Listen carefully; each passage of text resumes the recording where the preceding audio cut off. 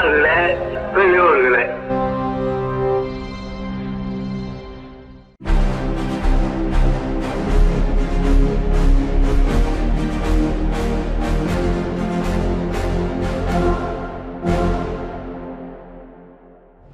அனைவருக்கும் வணக்கம். இன்றைய விடுதலை பார்வைக்கு அன்போடு வரவேற்கிறோம். சுயமரியாதை, பகுத்தறிவு, சமூக நீதி ஆகிய கருத்துக்களுடன் வெளிவரும் உலகின் ஒரே பகுத்தறிவு நாளேடான விடுதலை இன்று வெளிவந்திருக்கிறது. இன்றைய விடுதலையில் பல்வேறு செய்திகள் இடம் பிடித்திருக்கின்றன. பாஜகவின் இரட்டை இன்ஜின்கள் ஆட்சி ஜனநாயகத்தை பழுதாக்கிவிட்டன. முதுகெலும்புள்ள தமிழ்நாட்டின் ஒற்றை இன்ஜின் மிகச் சரியாக ஓடுகிறது. தொடர்ந்து அவதூறு செய்யும் RSS ஆளுநரை கண்டித்து டிசம்பர் 4ஆம் தேதி தமிழ்நாடு தழுவிய ஆர்ப்பாட்டம் நடைபெறும் என்று பட்டுக்கோட்டையில் நடைபெற்றுள்ள கூட்டத்தில் ஒன்றிய பாஜக அரசையும் தமிழ்நாடு ஆளுநரை விமர்சனம் செய்து திராவிடர் கழக தலைவர் ஆசிரியர் அவர்கள் உரை வீசியுள்ளார். பிறவி குறைபாடுகளுடன் பிறந்த 100 பச்சிளம் குழந்தைகளுக்கு அதிநவீன அறுவை சிகிச்சைகளை வெற்றிகரமாக செய்து அரிய சாதனையை படைத்துள்ளனர் அரசு மருத்துவர்கள். கீழ்ப்பாக்கம் அரசு மனநல மருத்துவமனையில் இயங்கும் போதை மறுவாழ்வு மையத்தில் பெண்கள் உட்பட 2000 பேருக்கு தரப்பட்ட மருத்துவ சிகிச்சையில் பெரும்பாலானோர் குணமடைந்து வீடு திரும்பியுள்ளனர்.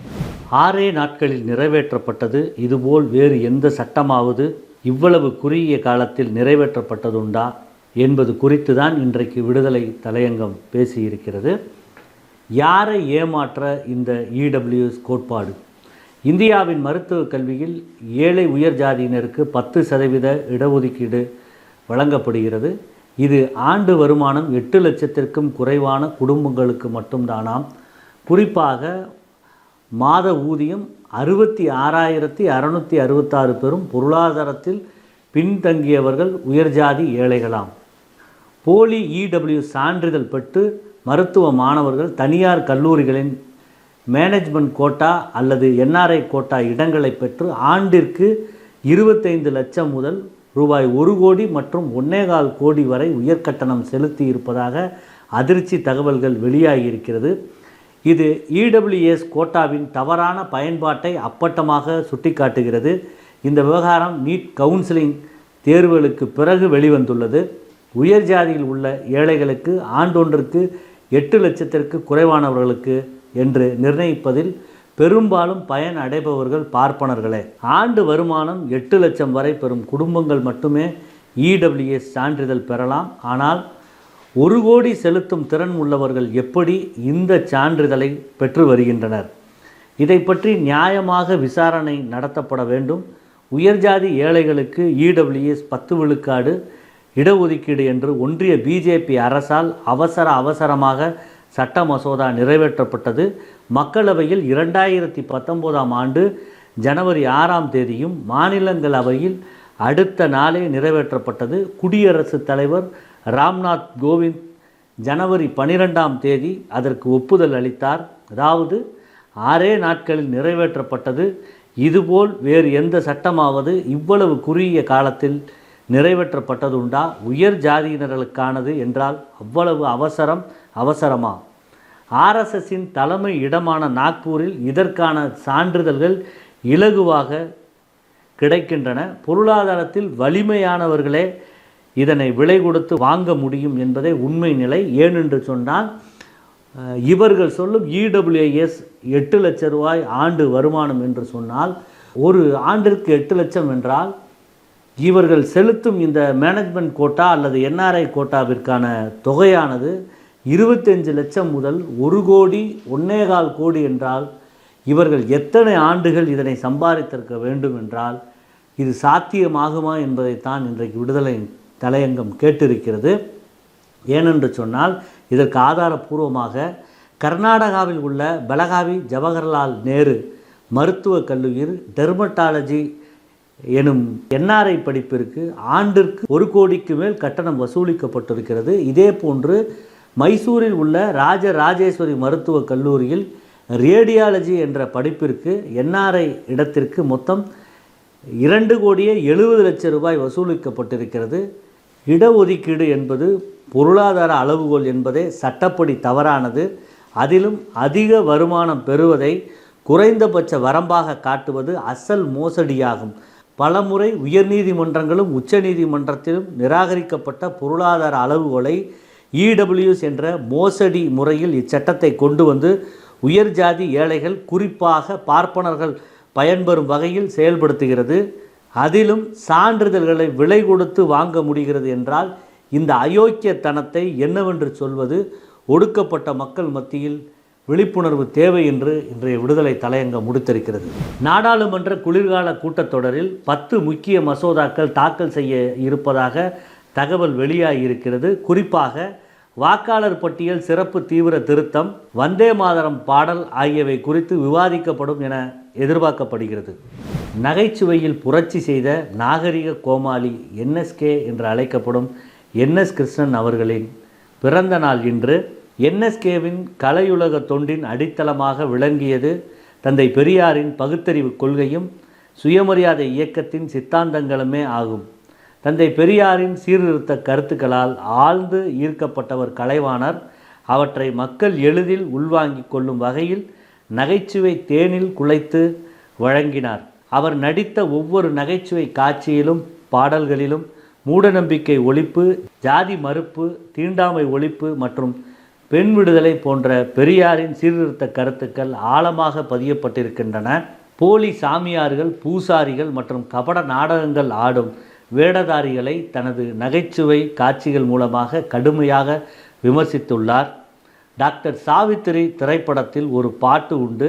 காசிக்கு போனால் கருவாடு ஆகுமென்ற காலம் மாறிப்போச்சு, இப்போ ஊசியை போட்டால் உண்டாகும் என்ற உண்மை தெரிஞ்சு போச்சு என்ற பாடல் கலைச்சேவையை மூலம் பகுத்தறிவு அறிவியல் கருத்துக்களை பரப்புவதே தனது பணியாக கொண்டிருந்தார். கலைவாணரின் பகுத்தறிவு பணிக்கு தந்தை பெரியார் மிகுந்த ஆதரவு அளித்தார். என்எஸ்கேவை சுயமரியாதை கண்ணோட்டத்துடன் பார்த்த பெரியார் கலைத்துறையின் அவர் ஆற்றிய அரும்பணியை பலமுறை புகழ்ந்து பேசியுள்ளார். இன்று என்எஸ் கிருஷ்ணன் செத்தாலும் சரி, அன்னக்காவடி கிருஷ்ணன் ஆனாலும் சரி, நாடக புரட்சி உலகை பற்றி சரித்திரம் எழுதப்பட்டால் அச்சரித்திரத்தின் அட்டைப்படத்தில் கிருஷ்ணன் படமே போடாவிட்டால் அச்சரித்திரமே தீண்டப்பட்டதாகிவிடும் என்று குடியரசு இதழில் 1944 பெரியார் குறிப்பிட்டது கலைவாணரின் பங்களிப்பை எவ்வளவு உயர்வாக மதிப்பிட்டார் என்பதைத்தான் காட்டுகிறது. கேளிக்கைக்காக மட்டுமல்ல, மக்களை சிந்திக்கவும் சீர்திருத்தவும் பயன்படும் என்ற இலக்கணத்தை வகுத்து முற்போக்கு சிந்தனையாளர் கலைவாணர் என்எஸ் கிருஷ்ணன் ஆவார். இன்றைக்கு இருக்கும் கலைவாணர் அரங்கம் என்பது அன்றைக்கு பாலர் அரங்கமாக இருந்தது. அதனை என்எஸ்கே கிருஷ்ணன் அவர்களின் பெயரில் மாற்றி கலைவாணர் அரங்கம் என்று சூட்டியவர் அன்றைய முதலமைச்சராக இருந்த முத்தமிழறிஞர் கலைஞர் அவர்கள். அப்பேற்பட்ட என்எஸ் கிருஷ்ணன் அவர்களின் பிறந்த நாள் இன்று. தலைமை தேர்தல் ஆணையர் ஞானேஷ்குமார் கைகளில் ரத்தம் இருப்பதாக கூறி நாங்கள் கூட்டத்தை தொடங்கினோம். மேற்கு வங்கத்தில் வாக்காளர் சிறப்பு திருத்தத்திற்கு எதிராக மாநிலத்தில் நடந்த போராட்டங்களுக்கு மத்தியில் திரிணாமுல் காங்கிரஸ் எம்பியின் 10 பேர் கொண்ட குழு தலைமை தேர்தல் ஆணையர் ஞானேஷ்குமாரை சந்தித்து எதிர்ப்பு தெரிவித்துள்ளனர். டிட்வா புயல் காரணமாக கனமழை எச்சரிக்கை விடுக்கப்பட்டதன் அடிப்படையில் மக்களுக்கு உதவ திமுகவினர் தயாராக இருக்க வேண்டும் என்று முதலமைச்சர் மு.க. ஸ்டாலின் அவர்கள் உத்தரவு பிறப்பித்துள்ளார். மழைக்காலத்தில் உயிர் இழப்புகளை தடுக்க மின்சார பாதுகாப்பு வழிமுறைகளை பின்பற்றுமாறு பொதுமக்களுக்கு மின் ஆய்வுத்துறை வேண்டுகோள் விடுத்துள்ளது. போக்குவரத்து துறை அமைச்சர் சிவசங்கருடன் நடத்தப்பட்ட பேச்சில் உடன்பாடு ஏற்பட்டுள்ளதால் வெளி மாநிலங்களுக்கு ஆம்னி பேருந்துகள் 18 நாட்களுக்கு பிறகு நேற்று முதல் மீண்டும் இயக்கப்பட்டுள்ளது. டிட்வா புயல் மீட்பு பணியில் ஈடுபட சென்னை மற்றும் புறநகரில் 900 தீயணைப்பு படை வீரர்கள் தயார் நிலையில் உள்ளனர். மேலும் சென்னை காவல்துறையும் களத்தில் இறங்கியுள்ளது. இந்திய வணிகவியல் பட்டதாரிகள் சங்கம் சார்பில் நூல்கள் வெளியீட்டு விழா மற்றும் சமூக நீதி குரல் விருதுகள் வழங்கும் விழா நிகழ்ச்சி சென்னை அண்ணா சாலையில் உள்ள தேவநேய பாவாணர் நூலக அரங்கில் நடைபெற்றது. இதில் பேசிய விடுதலை சிறுத்தைகள் கட்சியின் தலைவர் தொல் திருமாவளவன் அவர்கள், ஆடிட்டர் துறையில் ஒரு குறிப்பிட்ட சமூகத்தை சார்ந்தவர்கள் மட்டுமே ஆதிக்கம் செலுத்தி கொண்டு இருக்கிறார்கள். இந்த துறைகளில் இடஒதுக்கீடு வேண்டும் எனவும், உயர் பதவிகளில் இடஒதுக்கீட்டு முறை இல்லை, கூட்டி பெருக்குவது போன்ற 4ஆம் தர வேலைகளில்தான் இடஒதுக்கீடு உள்ளது, அதையும் தற்போது தனியார் மயமாக்கப்படுகிறது என்று பேசியிருக்கிறார்.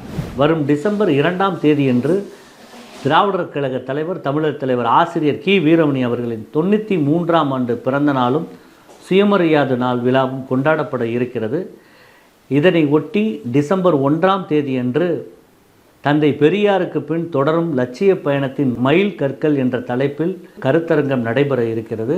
அதற்கு அடுத்த நாள் காலை முதல் இரவு வரை தொடர்ந்து சுயமரியாதை நாள் விழா நிகழ்ச்சிகள் நடைபெற இருக்கிறது. அதற்கான அழைப்பிதழை தான் இன்றைக்கு விடுதலையில் 7ஆம் பக்கத்தில் முழுமையாக வெளியிட்டிருக்கிறார்கள்.